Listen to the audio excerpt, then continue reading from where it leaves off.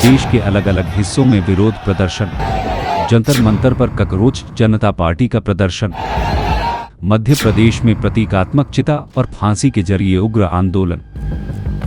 उत्तराखंड में पेड़ों की कटाई के खिलाफ विरोध। देश के 3 राज्यों में 3 अलग अलग मुद्दों को लेकर जोरदार विरोध प्रदर्शन देखने को मिला।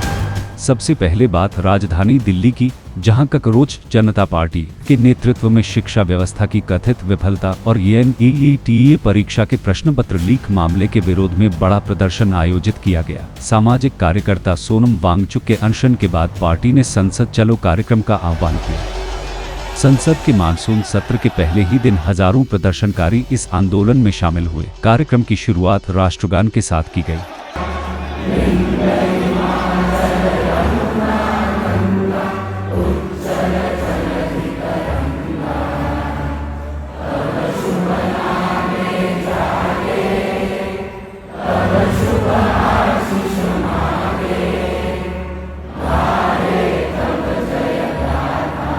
इसके बाद प्रदर्शनकारी संसद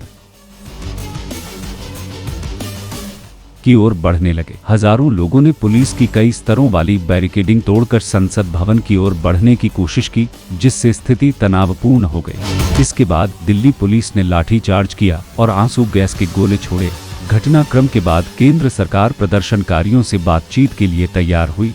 प्रदर्शनकारियों के दबाव के बाद ककरोच जनता पार्टी के मुख्य प्रवक्ता सौरभ दास और राष्ट्रीय प्रवक्ता आशुतोष रांकार के नेतृत्व में 2 सदस्यीय प्रतिनिधिमंडल ने केंद्रीय स्वास्थ्य मंत्री JP नड्डा से उनके सरकारी आवास पर मुलाकात की। करीब 10 मिनट चली इस बैठक में संगठन ने 3 सूत्रीय मांग पत्र सौंपा।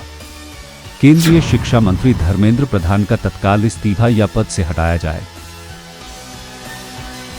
सफदरजंग अस्पताल में रखे गए पर्यावरण कार्यकर्ता सोनम वांगचुक को बिना शर्त रिहा किया जाए। प्रश्न पत्र लीक से मानसिक तनाव के कारण आत्महत्या करने वाले प्रत्येक NEET अभ्यर्थी के परिवार को 1 करोड़ रुपए का मुआवजा दिया जाए। इसी बीच केंद्रीय शिक्षा मंत्री धर्मेंद्र प्रधान और गृह मंत्री अमित शाह के बीच करीब 3 घंटे तक बैठक हुई।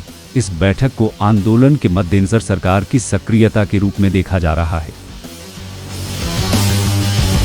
मध्य प्रदेश में अनोखा विरोध प्रदर्शन। प्रतीकात्मक चिता और फांसी के जरिए आंदोलन। केन बेतवा नदी जोड़ो परियोजना समेत अन्य योजनाओं के विरोध में प्रदर्शन। मध्य प्रदेश के छतरपुर जिले में केन बेतवा नदी जोड़ो परियोजना से प्रभावित आदिवासी परिवारों ने चिता आंदोलन शुरू किया। प्रदर्शनकारियों का आरोप है कि उचित मुआवजा दिए बिना उन्हें उनकी जमीन और घरों से बेदखल किया जा रहा है।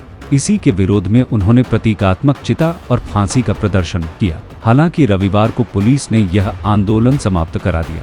पुलिस ने प्रदर्शनकारियों को वहां से हटाया और 11 दिनों से अनशन पर बैठे आंदोलन के नेता अमित भटनागर को इलाज के लिए अस्पताल भेज दिया।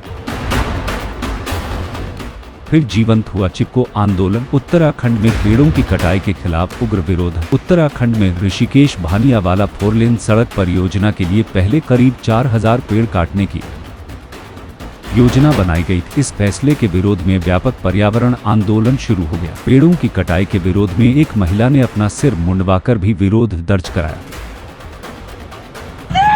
नालायक के रूप में चुने मोदी जी को। बड़ी सड़कें